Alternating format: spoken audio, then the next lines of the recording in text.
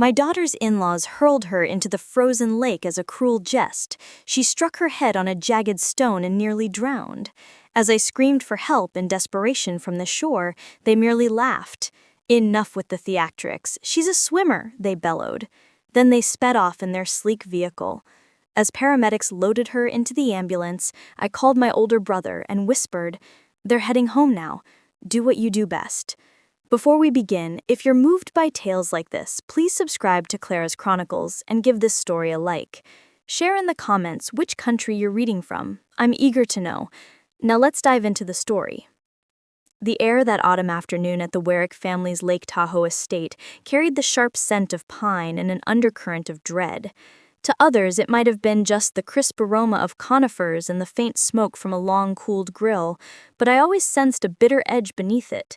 I sat on a woven chair on the sprawling veranda, slightly removed from the polished mahogany dining table, watching my daughter, Elise.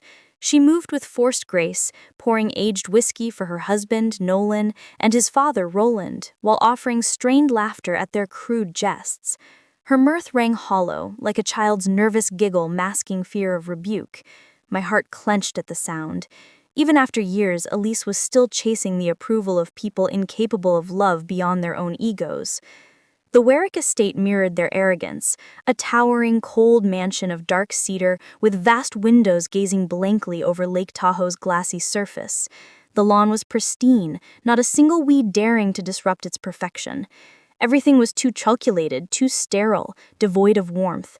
Even the sunlight felt alien here, its rays not warming but merely glinting off the lake and the polished chrome of luxury cars by the gate. I came only for Elise.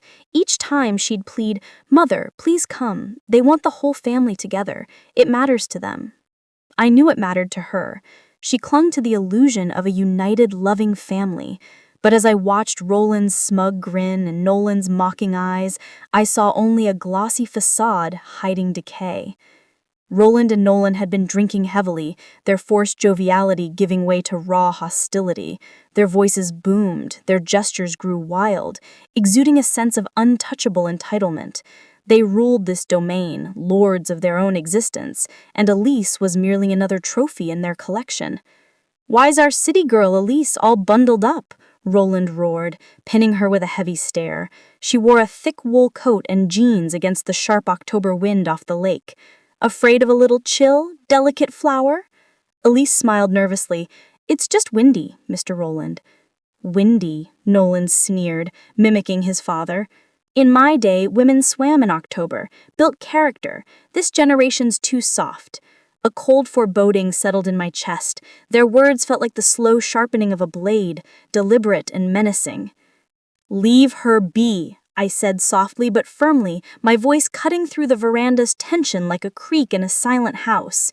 Nolan turned, his eyes glinting with malice. He loathed my interference, dismissing me as a meddling old widow fussing over her child. "Eleanor Vale, relax. We're just having fun, aren't we, darling?" He winked at Elise. She nodded, forcing another smile. "Of course, Mother, it's fine." But it wasn't fine. I caught the glance between Nolan and Roland, predatory, conspiratory, like wolves circling prey. "Let's test her mettle," Roland declared, rising abruptly, his massive frame casting a long shadow. "Nolan, help me. We'll escort Elise to the lake for a quick dip." "What are you doing?" I stood, my pulse racing like a trapped bird. "Roland, stop! This isn't a game!" They ignored me, seizing Elise's arms. She gasped, more startled than afraid, still believing it was a jest. "Nolan, no! Father, let go!" She stammered, her laughter morphing into a nervous titter. She didn't want to ruin their mood or seem weak. They dragged her across the manicured lawn toward the wooden pier. I hurried after, my voice sharp. "Stop now! You're drunk! You don't know what you're doing!" They paid no heed, treating me as an irrelevant buzz. At the pier's edge, the lake loomed dark and frigid. "Show us your grit, city girl," Nolan growled. "No, please!" Elisa's voice cracked with real fear as she realized the prank's cruelty. I lunged to I rode to the hospital in a musty cab, the driver's concerned glances unanswered.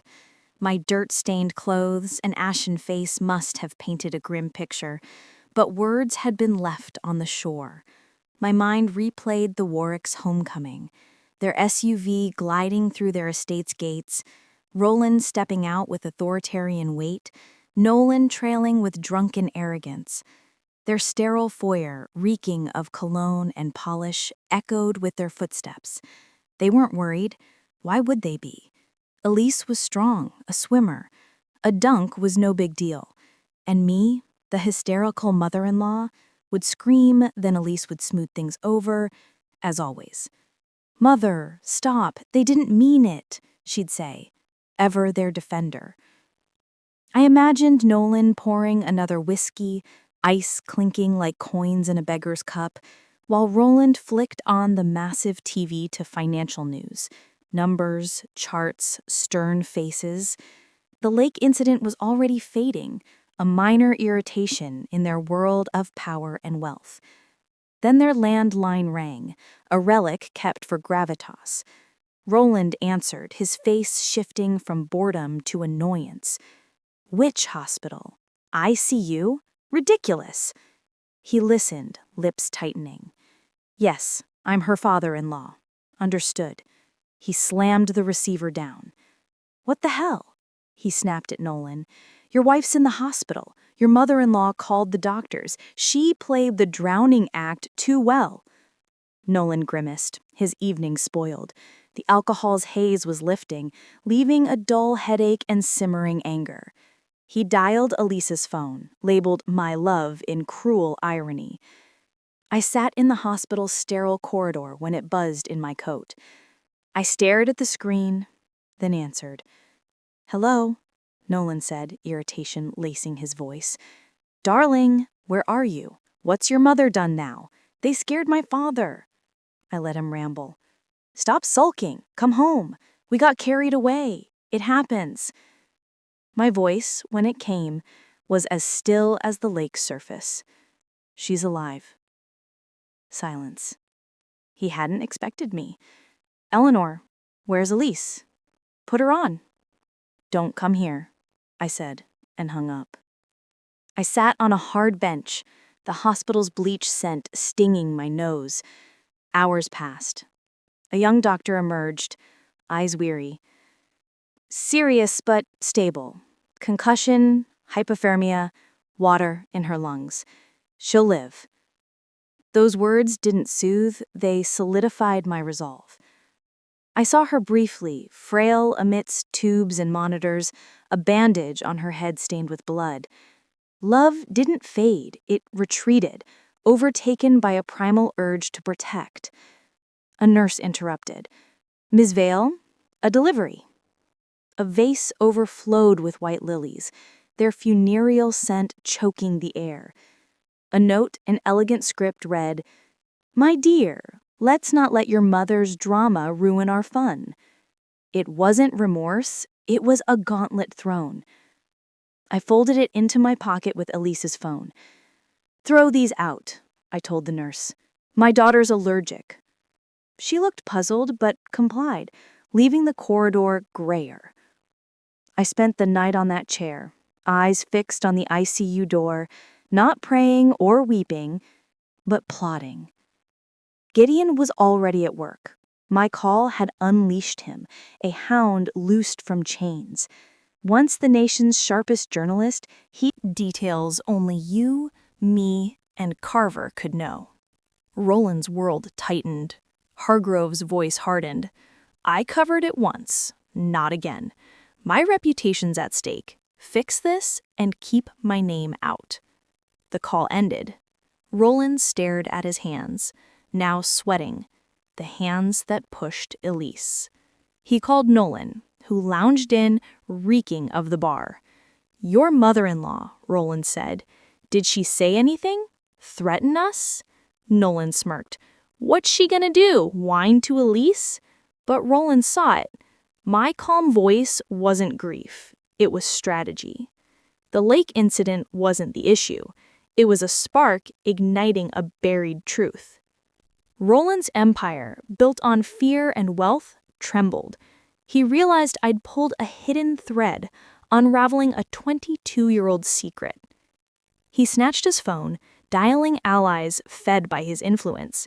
His voice, usually commanding, cracked as he begged and threatened. But the lines went cold. Friends turned to static, sensing his fall.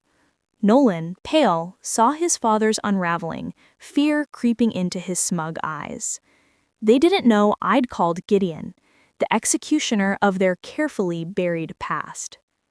I didn't witness their panic, but I felt it, like a storm's pressure shift. No gloating, just cold certainty. The process was unstoppable. Elise improved, her face regaining color. We spoke little, our bond rebuilt in quiet gestures. Her nod as I wrapped her favorite mug, a smile at an old photo. She filed for divorce, calm and resolute, tearing Nolan's pleading letters without a word.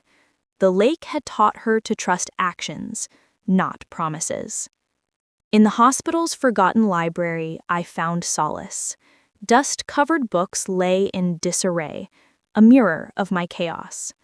I sorted them, Dickens beside Austen, medical texts on high shelves, restoring order as I'd done for 40 years. Each book placed calmed my soul, a counterpoint to the destruction I'd unleashed. Gideon called as I shelved a fairy tale book. He's frantic, calling everyone, but they're abandoning him. He's toxic now. He knows it's me? And you behind me. He'll try force next. Be ready. I wasn't afraid. I shelved the last book, harmony restored, and returned to Elise. Roland, desperate, turned to violence. He summoned his security chief,